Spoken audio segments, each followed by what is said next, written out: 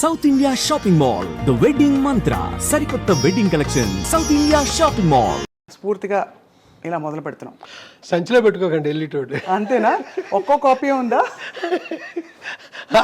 మంచి స్పెసిమల్ లేవా? సో ఇవి ఏనాటివో చాలా 75 అండి. అవును, 76 డేట్లు ఉంటాయి.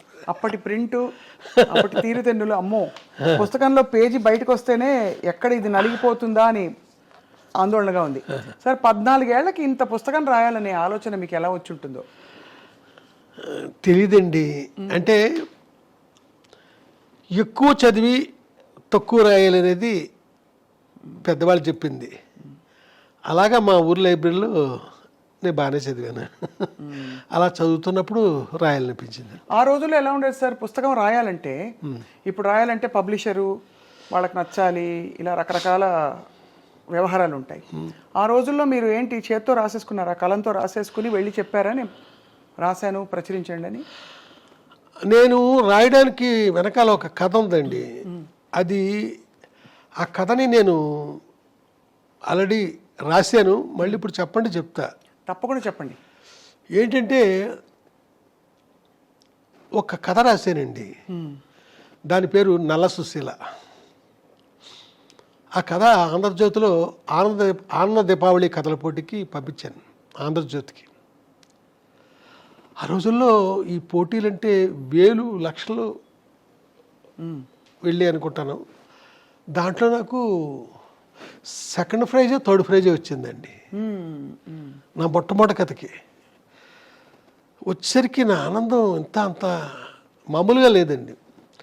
250 రూపాయలు చెక్ వచ్చిందండి ఆ రోజుల్లో. పెద్ద అమౌంట్, చాలా పెద్ద అమౌంట్. అయితే మాకు దగ్గరలో అనపర్తి అని ఒక ఊరు ఉంది. అక్కడ స్మగుళ్ళు కూడా అమ్ముతారు ఆ ఊర్లో. దాని ఫేమస్ అనపర్తి. అప్పుడు అక్కడికి వెళ్ళి హెన్రీ శాండిస్ వాచ్ కొనుక్కుందాం అనుకున్నానండి. 125 రూపాయలు. ఇలా అనుకుని ఆనందంతో ఎగిరి గంతులు చేస్తున్నాను. నా లోపల ఒక సీరియస్ పర్సన్ ఉన్నాడు, కానీ బయటికి గలగల ఏదో మాట్లాడుతుంటాను. అలాగా కొంతమంది అపార్థం కూడా చేసుకుంటారు నా లోపల మనిషిని, తెలియని వాళ్ళు. ఇలాగా నేను సంబరంగా ఎక్కడ పడితే అక్కడ మాట్లాడుతుంటే ఎవరో కొంతమంది ప్రైజ్ ఇచ్చిందంటే మాటలు కాదు, ఏంటి కదా అని అడిగారండి. గలగలమంటే చెప్పేశాను. ఎక్కడ పడితే అడిగిన ప్రతి వాడికి చెప్పేశానండి. ఎవరో ఒక అతను ఆంధ్రజ్యోతికి ఒక లెటర్ రాశాడు. ఒక రష్యన్ కథ చదివానండి నేను. ఆ కథ ఇది అని క్లుప్తంగా ఆ కథ గురించి చెప్తూ, ఇది నా కథ గురించి, మీరు బాగుంది థీము అంటే అనువాదం చేసి పంపిస్తాము, మీకు మీ నుంచి రిప్లై ఎక్స్పెక్ట్ చేస్తున్నాము. అప్పుడు ఆంధ్రజ్యోతికి పురాణం సుబ్రహ్మణ్య శర్మ గారు ఎడిటరు, ఇంద్రగంటి శ్రీకాంత్ శర్మ గారు ఆయనకి అసిస్టెంట్. అంటే ఇంద్రగంటి శ్రీకాంత్ శర్మ అంటే మన కృష్ణ ఉన్నాడు కదా, అవును, మోహన్ కృష్ణ ఇంద్రగంటి. అలాగే కిరణమయ్యి వాళ్ళ ఫాదరు, నాకు గురువు తర్వాత కాలంలో.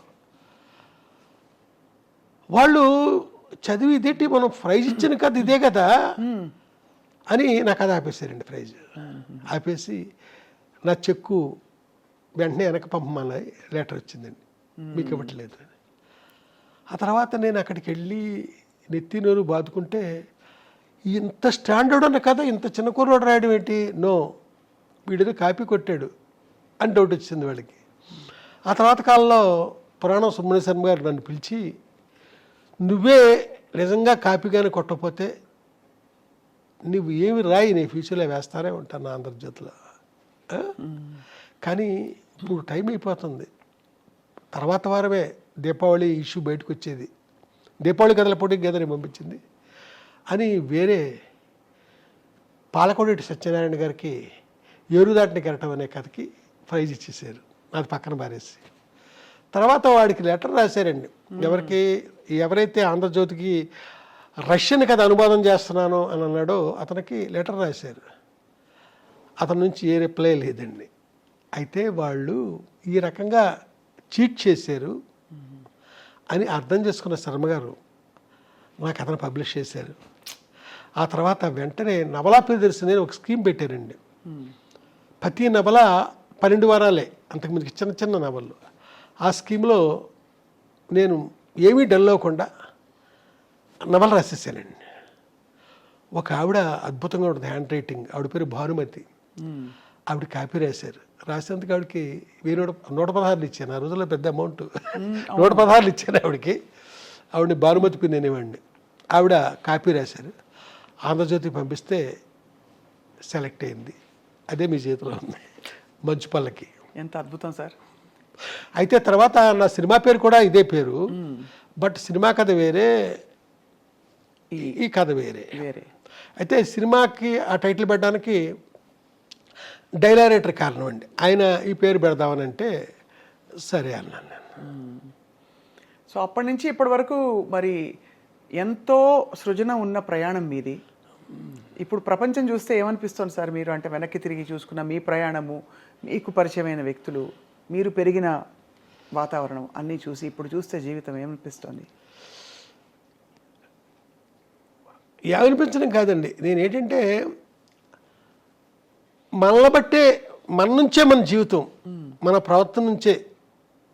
తిరువണ്ണామల ఎలా అనిపించింది 76లో, చలంగారం చూడాలనిపించింది నాకు. ఎందుకంటే ఆయన కంప్లీట్ సాహిత్యం చదివేశాను. అక్కడికి వెళితే నాకు అన్నీ అద్భుతంగానే ఉన్నాయండి. చలంగారితో పాటు ఆశ్రమం ప్రతిదీ. ఆ తర్వాత అప్పుడే రమణ భగవాన్ పరిచయం నాకు. ఆయన చదివి ఆయన చూడడం అంతే. అంటే మన ఇష్టాలకు తగ్గట్టు మనం వెళుతున్నాం కదా, అక్కడ నేను అద్భుతం చూస్తూ వస్తున్నానండి. ఇష్టం లేనిది నేను ఎప్పుడు ఎక్కడికి చూడలే. కాబట్టి నాకు ఈ శత్రువులు, నాకు నచ్చని వాళ్ళు తక్కువే నాకు. వంశీ గారికి సినిమా దర్శకత్వంలో ప్రవేశం అది వాళ్ళ అవసరం బట్టి మీరు అందుకున్న ఒక అవకాశంగా మాకు తెలుసు, అంతే కదా సార్? అవునండి. వాళ్ళకి డైరెక్టర్ అనేవాడు ఎవరో ఫిక్స్ అవ్వట్లేదు. బాపు గారి దగ్గర నుంచి, జంజాల్ గారి దగ్గర నుంచి, వేజేడి సత్యనారాయణ, ఇయరింగ్ శర్మ, ఇలా చాలామంది అనుకున్న వాళ్ళకి ఎవ్వరూ డైరెక్టర్ ఫిక్స్ అవ్వట్లా. ఖర్చు అవుతుంది, ఆఫీస్ మెయింటైన్ అవుతుంది, నెల గడుస్తుంది. డైలీ మన ఆఫీస్కి వస్తున్నాడు, ఏటో హంగేరియన్ ఫిలిమ్స్ అంటున్నాడు, పోలాండ్ ఫిలిమ్స్ అంటున్నాడు, ఏంటో మాట్లాడుతున్నాడు, టెక్నాలజీ గురించి మాట్లాడుతున్నాడు.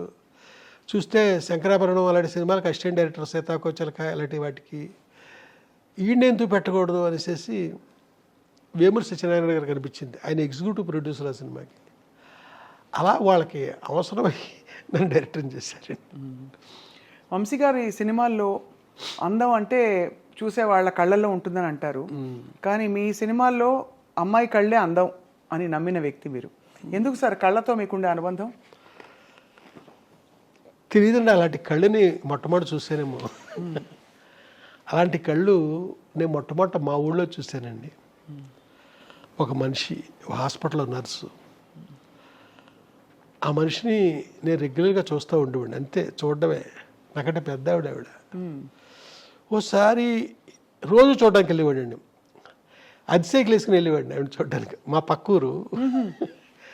ఒకసారి నేను వెళ్ళబోతుంటే ఎవరో ఒక అతను, నువ్వు ఎక్కడికి వెళ్తున్నావు నాకు తెలుసు, వెళ్ళొద్దులే అన్నాడు. అన్నాను, అమ్మాయి చచ్చిపోయింది కదా అన్నాడు. ఆ తర్వాత డల్ అయిపోయింది. నేను మళ్ళీ అలాంటి అమ్మాయిని మద్రాసులో మళ్ళీ చూశానండి. ఆ అమ్మాయే మీ హీరోయినా? అంతే కదా, ఆ అమ్మాయే మీ హీరోయిన్. నేను పరిచయం చేసిన హీరోయిన్, అంటే నా సెకండ్ ఫిల్మ్లో హీరోయిన్.